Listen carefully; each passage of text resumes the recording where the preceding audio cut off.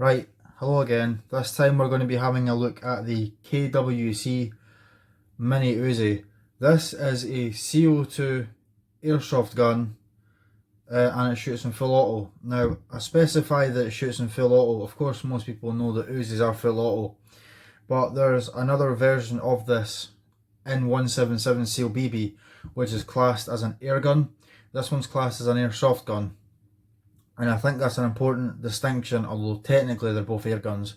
The 177 version in the UK is only semi-automatic because of UK gun laws. Basically, air guns are considered firearms and machine guns are banned. So because it's an air gun which is classed as a firearm, you might as well have the real thing. Ridiculous, I know, because it only fires at about 1.8 joules with a small steel pellet.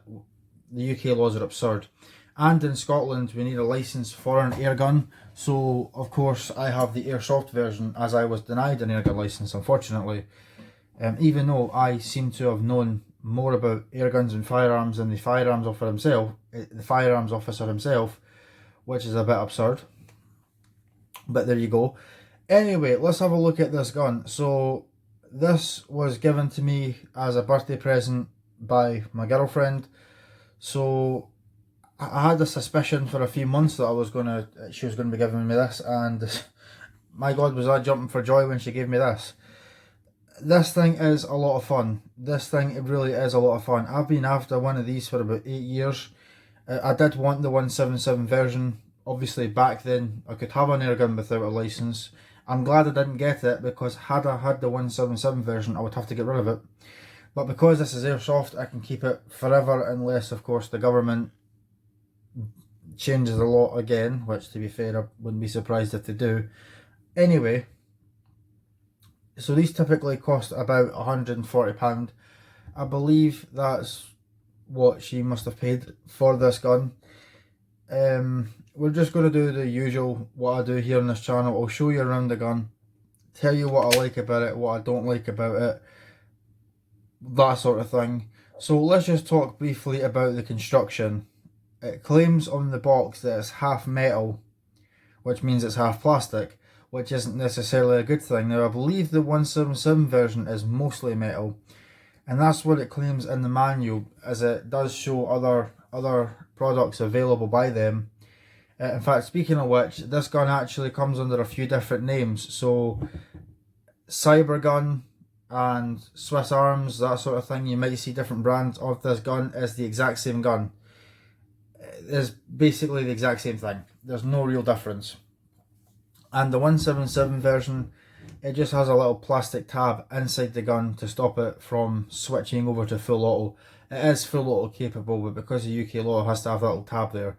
Don't cut that off. You're converting it into a live-firing machine gun as far as the law is concerned. I wouldn't do that, and you'll just ruin it for the rest of us. If you want the full auto version, get the airsoft version. Yeah, so as far as I'm aware, the KWC, the Cybergun, whatever, they're all practically the same thing, made in the same factory in Taiwan, I believe, just under a different branding. So obviously this is a replica of a mini Uzi, or maybe it's even the full size Uzi, I'm not sure, but nonetheless it's an Uzi, and a pretty good replica at that. In my opinion, it's fairly convincing. Now obviously we know this is airsoft, we know it's a replica, but to the average person from a distance, or even up close, they're not going to know. So obviously be sensible with it and treat it like a firearm. Even though it does just fire BBs, it could still hurt you. You could still scare the living shit out of someone, to the point where the police will point their guns at you. And I just like to put that out there, because it kind of pisses me off when people are being irresponsible with these, because it just ruins it for the rest of us. But it definitely is a convincing replica, especially with that fairly realistic blowback action. Now of course that's just replicated to make it seem more fun and realistic. It does that with the CO2 in the bulb, which we'll get to shortly. In fact, let's just do that now. Let's just have a look at the magazine. So you remove the magazine by pushing on this catch here, and there's your full metal magazine, which it feels almost just as heavy as the gun. It is a fairly heavy piece of kit overall. It's probably about 4 or 5 kilos altogether, I would say. So I personally wouldn't want to be shooting this with my arm extended out like that for any length of time, because it is kind of cumbersome. But yeah, so to load the BBs, you just put them in here one at a time essentially and pull back the spring. It does come with a quick loading tool here, but I don't really like to use that. I think it holds about 50 rounds in this magazine, and obviously there's your little button on the back there, which the hammer inside the gun uses to propel the gas to fire the BB, and you've got a little scale there essentially to tell you how many rounds is in it. That's obviously non-applicable to this Airsoft version, because, well, I would imagine the real thing holds about 30 rounds, but this is Airsoft, so it holds double that. And obviously the real thing is a 9mm Parabellum, where this is 6mm Airsoft. Loading the gun, of course, I suppose I better explain that too. You use an Allen key to loosen off that nut in the bottom, take it out, then drop your CO2 bulb in there. I've already got a CO2 bulb in the magazine, although it is spent. You put the magazine into the gun, of course, and on the opposite side of the gun here, we've got the safety catch and the fire selector. So safe, semi-automatic and fully automatic, which is indicated by SRA. Safe and automatic is fairly simple, but I'm not really sure what that R is. I'm guessing it doesn't actually stand for safe and automatic, because obviously the Uzi is known for being an Israeli firearm, I believe. So it's probably a different language what those characters mean. But over here it's on safe, in the middle it's on semi-automatic, and over as far forward as it goes it's on fully automatic. And you just slide it along. It is a bit stiff when you first get it, but I assume it should work itself loose eventually. So when the gun is on safe, you cannot pull the trigger and you cannot pull the bolt back. Of course, you can still add and remove the magazine. Speaking of safeties, we've got a thumb grip safety here at the back, a bit like a 1911. You cannot pull back the bolt on this gun unless this safety is being pushed in and the other safety is pushed forward into either single shot or semi-automatic. So you can see here I can move the bolt ever so slightly, but I cannot put it into the cocked position, and I'll put it into semi-automatic, and I still can't pull it back. I can pull it back a little bit more, but I have to depress the back safety, and now I could cock the gun right back, and you can see there is an open bolt, which just makes this thing way more realistic, and I would love to show you something about that just in a little minute. So obviously from here, there's no gas in this, there's no BBs. If I pull the trigger, it half closes, because you're supposed to have BBs in it, and I think you're not really supposed to do that. So if I do remove the magazine, it just sort of slams shut, and I think that can actually cause it to fire. On the other hand, if it's cocked, the magazine's removed and I fire, it fully closes it, and this does make it look like a much more realistic shooting action. And this thing's a lot of fun just with that alone. Now obviously if there's gas and BBs in this thing and you cock it and fire it, you're obviously going to fire a BB. If it's on single shot, you'll get 1 round. If it's on full auto and you hold the trigger, you will not believe how fast this thing shoots, because it is, well, put it this way, this gun runs out of gas before it runs out of BBs, and it only holds 50 BBs. So you're going to get about 30 BBs. If you just hold the trigger right down, it tends just to vent, as in it fires maybe 20 or so BBs and then all the gas just goes everywhere. You lose it all. That just seems to be the nature of CO2 powered guns and gas guns in general. The faster they shoot, the less shots you seem to get. Whereas if you take your time, as in say you're shooting semi-automatic only, you'll get a lot more mags. You could probably get about 1 or 2 full magazines on semi-automatic, but if you just spray with this thing, you're going to get like 30 shots. Pick your poison. And yeah, that works on both semi and fully automatic, so I'll put it on full auto and same thing happens. Now if there's gas and BBs in there, like I said, it will fire. I'll just put that back onto safe just now. In fact, just before I forget, I want to show you something that I think is kind of cool. So we'll remove the magazine, I'll put the gun onto semi-automatic. Now, here I have an inert 9mm cartridge. This is a real 9mm cartridge, but it has no gunpowder, and the primer has already been struck by a firing pin and a firearm. So if I cock the bolt back on this airsoft gun, I can actually place an inert cartridge into the airsoft gun, and I could close the bolt, and that makes it look like you've actually chambered a live round, which obviously is not live. It's just, you might want to do that for photography purposes or theatrics, or just to fool your friend into thinking you have a live firearm. But if you were going to do that, I'd think very carefully about the sort of person you're going to show that to. I think that's a cool little feature. I think that would be great for photography. Only problem is the unrealistic markings, which we will get to just shortly. So I'll just take that out. In fact, if that is in there, excuse me, if that is there and you pull it back quick enough, that was a bad example. If you pull it back quick enough, you could almost make it like it's ejecting the cartridge, which just makes things like this more realistic.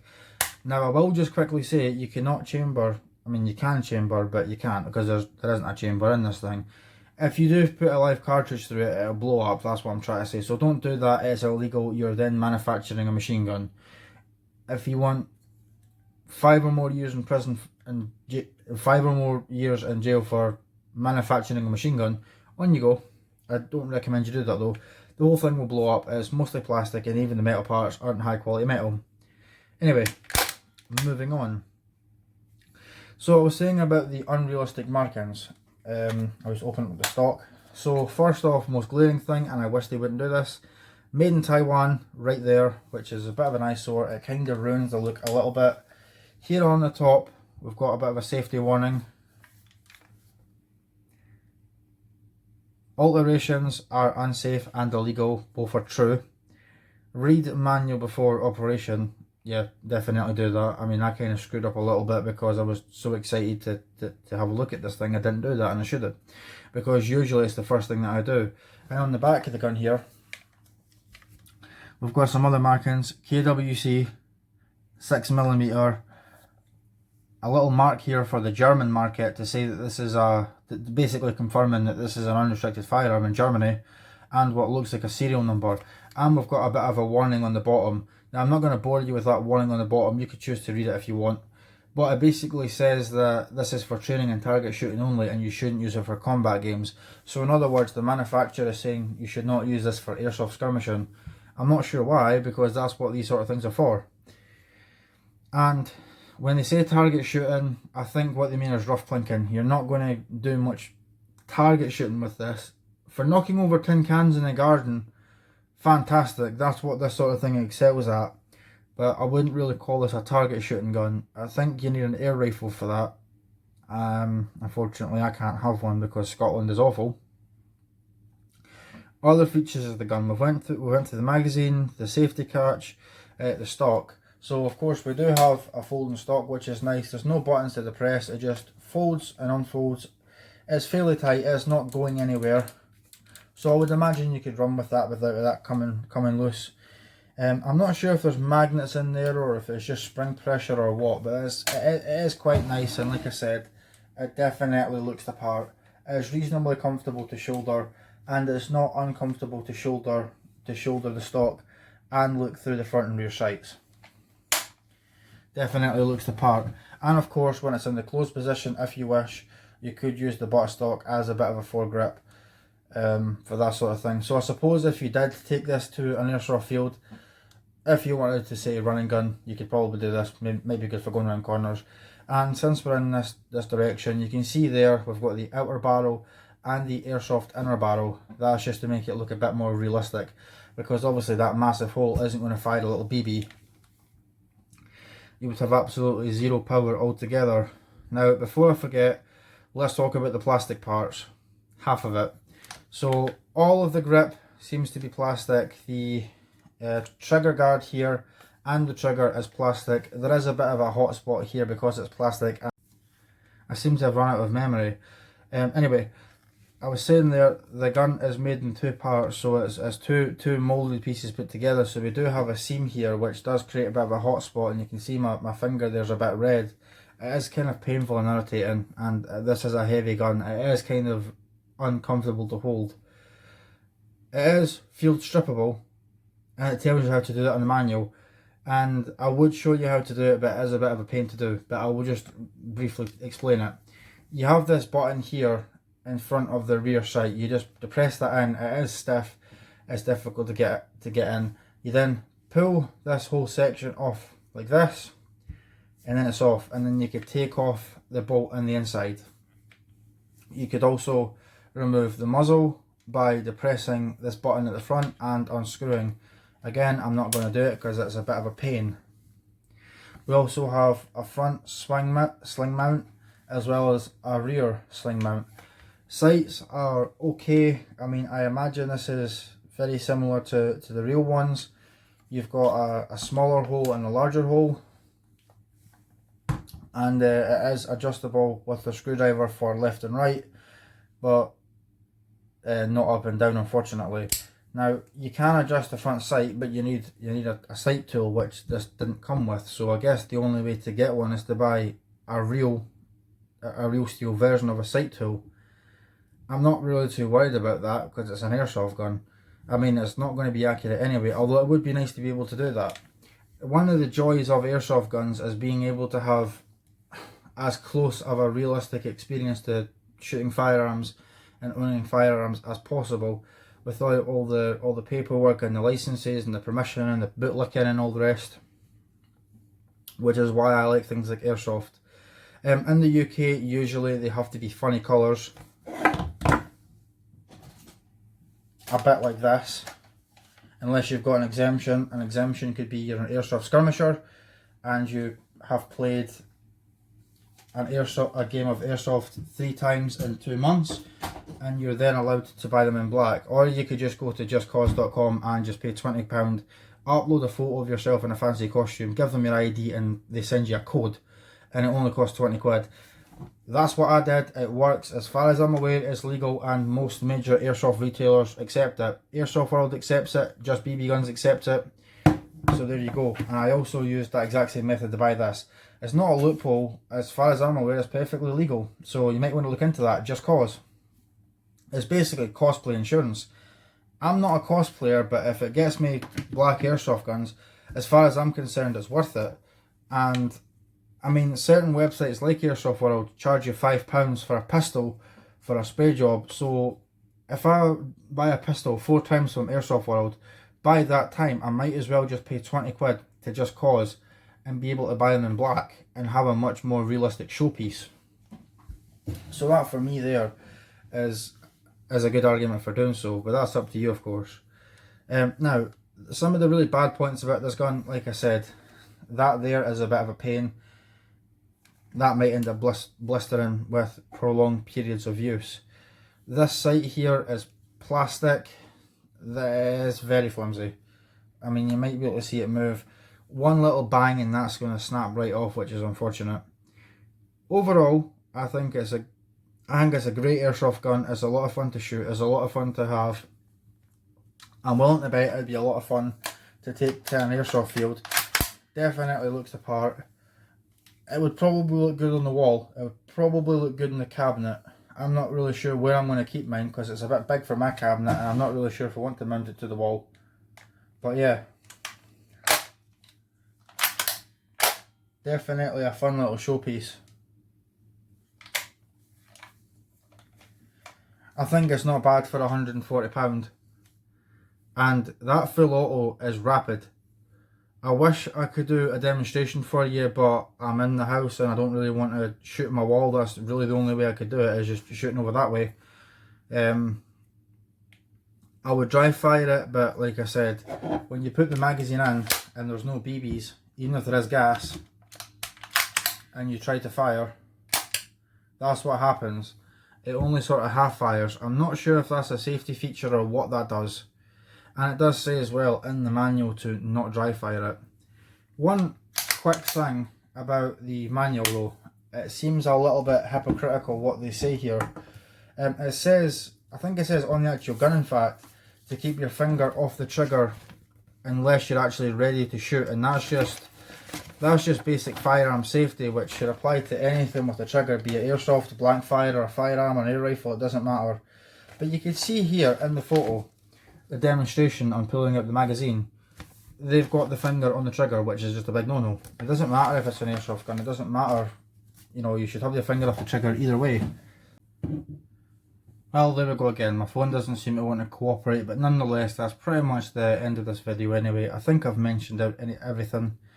In fact, I think the only thing I haven't mentioned is the fact that it's got a plastic bayonet lug. I would like to get a real bayonet for it, like most of my airsoft guns, but bayonets are expensive.